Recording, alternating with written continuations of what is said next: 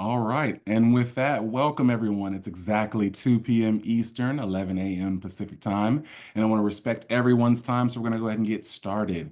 I'm Timothy Walden, the communications leader for the Identity Theft Resource Center. And it's so wonderful to have you all here for our 2025 Trends in Identity Report webinar. This webinar will be led by Mona Terry, our Chief Operating Officer and Head of Victim Services. And before I give away anything else, I just want to let you all know that we will not be taking live questions. However, if you enter your question into the Q&A box, we'll make sure that we respond to your questions via email after the webinar. We'll also be sending out a recording of this webinar within 24 to 48 hours of this webinar. So you will have a recording of everything that was said here no later than Wednesday of this week. We're so excited. And without any further ado, I'll turn this right on over to Mona Terry. Thank you, Tim. Hello, everyone, and thank you for joining us today. We're here to discuss the ITRC's 2025 Trends and Identity Report, which will provide a look at the evolving landscape of identity crimes and how they impact individuals across the U.S. I'm Mona Terry, the ITRC's Chief Operating Officer and Head of Victim Services, as Tim said, and my role involves overseeing the direct services we provide to victims and analyzing the information and trends as reported to the ITRC. For those who are unfamiliar with the ITRC, we are a nonprofit organization when founded in 1999, and our core mission is to help minimize the risk and mitigate the impact of identity crimes, which include identity theft, fraud, and scams. The ITRC was founded to offer free identity protection information for individuals whose information has been compromised and to offer recovery assistance to individuals whose information has been misused. Our services have grown to include providing paid training and due diligence tools for businesses, maintaining the largest data breach tracking database of publicly reported data breaches, and conducting ongoing research, analysis, and education about identity crimes and current trends, like the Trends and Identity Report that we'll be discussing today. So the Trends and Identity Report is an annual report that directly reflects the real-world experiences of victims and individuals who contact us. It examines the wide range of identity crimes that are reported to us, analyzing data collected from April 1st, 2024 through March 31st, 2025. Our report provides an important picture of the issues facing individuals daily, whether they are direct victims of identity theft, fraud, or scams, or are actively seeking prevention information. The primary data splits the definition of identity crimes between reports of compromise, when information is exposed but not yet misused and needs to be protected, and reports of misuse, when personal information has been fraudulently used and requires a recovery plan. Now, let's dive into the findings of the report, focusing first on the key trends in identity victimization that we've identified over the past year. Our first key trend, and one that is top of mind for many professionals in the space, is how artificial intelligence is fundamentally changing the game for identity criminals. Our report shows that AI is enabling more realistic and convincing scams. We're seeing a rise in sophisticated tactics where scammers are using AI to spoof legitimate websites, create fake customer service numbers for well-known businesses in search engine ads, and sending highly convincing phishing emails and text messages that appear to come from trusted sources. As AI-generated content becomes indistinguishable from legitimate content, it becomes much harder for individuals to identify fraudulent communication and much easier for thieves to get what they want. And it's not just about stealing money directly, it's about getting access to money by convincing people to give away enough personal information so that thieves can take over accounts, establish new accounts, or sell the information they've gathered on the dark web. The second major trend we observed is an increase in reports of account takeover. Identity thieves are increasingly able to get into a variety of existing accounts, and phones are becoming a primary target. In fact, our contact center is continuing to get increased reports of phones being targeted by bad actors even today. Another concerning fact is that even identity verification platforms aren't immune. Thieves are tricking victims into sharing information about how to access or are directly allowing access after their identity has been verified on these platforms, making it that much easier for thieves to get into accounts and look like legitimate account holders. Because our information is so interconnected, one compromised account can provide a pathway to many others, making these identity crimes more damaging. This is made worse by the continued availability of personal information due to data breaches, which provides criminals with the basic information they need to launch more sophisticated takeover attempts. As an example, right now, there's been a lot of media attention about an unsecured data file found on the web involving 16 billion records tied to an unknown number of people. Cyber researchers now believe that most, if not all, of the data is just aggregated information from previous data breaches. Our third trend, thankfully, offers a more hopeful perspective. Individuals are becoming more interested in protecting their identities. As threats become more visible and widespread, we're seeing a shift at the ITRC. Individuals are becoming more curious about protecting their identity.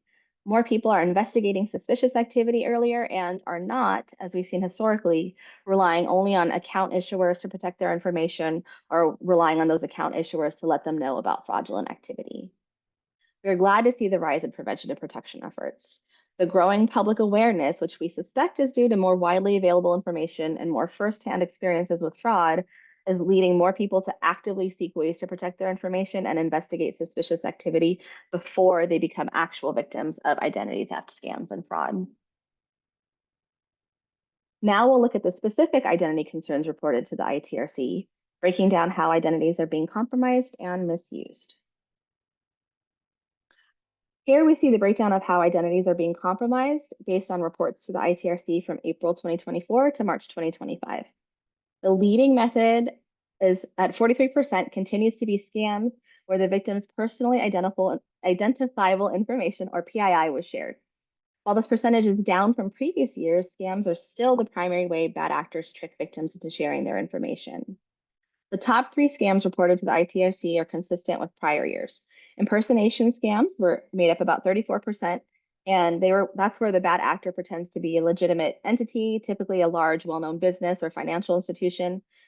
Job and employment scams, where the bad actor pretends to be a legitimate business, both real and made up, offering employment. And Google Voice scams, where bad actors respond to a victim's ad typically posted on Facebook Marketplace, but they do branch into other selling platforms and dating apps, and ask the victims to prove their legitimacy by asking the victim to share a code that is sent to their phone, which allows the bad actor to set up and tie their Google Voice phone number to the victim's legitimate US-based phone number. In last year's report, we saw a big jump in reports of job scams.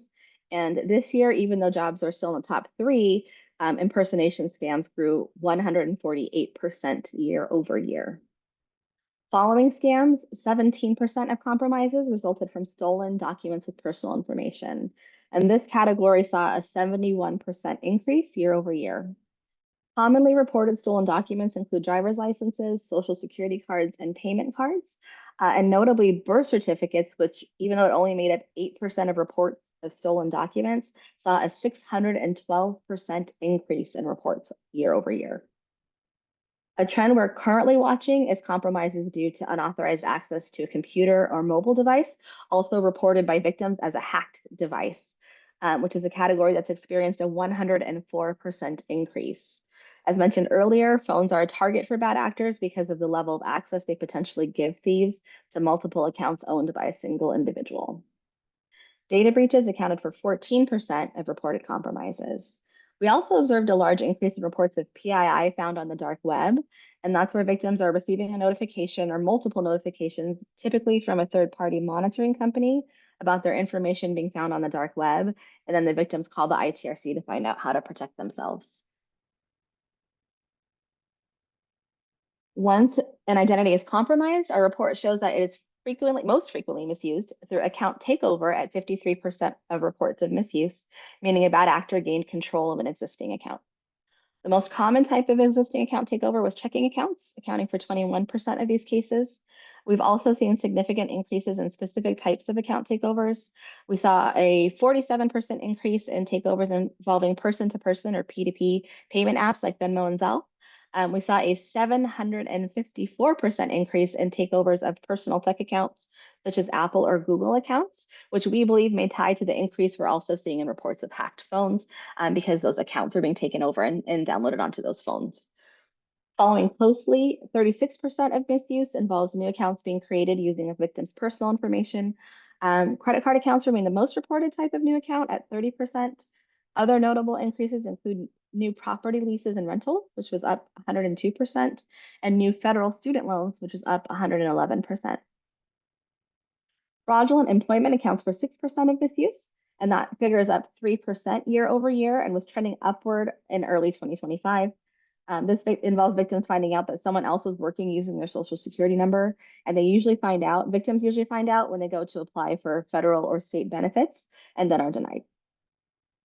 IRS misuse and crimes committed using a victim's personal information each account for 4% of reports of misuse and are also significant. For IRS misuse, most victims reported fraudulent tax filings or being fraudulently claimed as a dependent. It's important to note that because misuse is when information is actively being used to commit fraud or a crime, it can require a recovery plan that can take months, if not longer, to complete, particularly because the thief was successful in misusing the information, making it harder for the legitimate person, the victim in this case, to establish their legitimacy and get that issue resolved. Looking at who is being affected, our data reveals some key demographics among those who were willing to share their demographic information.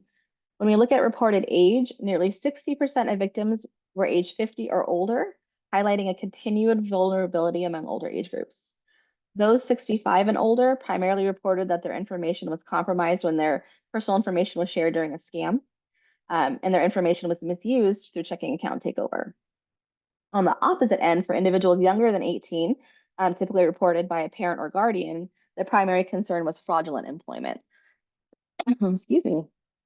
When we reviewed reported income, 41% reported making less than $20,000 a year, indicating that lower income individuals are disproportionately targeted or affected. They also face a wide variety of concerns, including fraudulent new credit cards opened in their name and stolen documents. Individuals earning $100,000 a year or more are also not immune. Their top concerns were sharing information during a scam and credit card account takeover. For those who felt comfortable revealing their gender, 64% identified as female and 36% identified as male. Both genders reported sharing information during a scam as a top concern, 14% for females and 16% for males. But females saw higher rates of stolen documents with their personal information and unauthorized access to a mobile device. When looking at the thief, as expected, 88% of victims did not know who the identity of their thief. But for the 12% who did, 31% alleged it was an ex-spouse or partner, highlighting the prevalence of relationship-based fraud. We also noted an increase in people experiencing multiple identity-related incidents, with 24% of people reporting 2 or more incidents, up from 15% in the prior reporting period.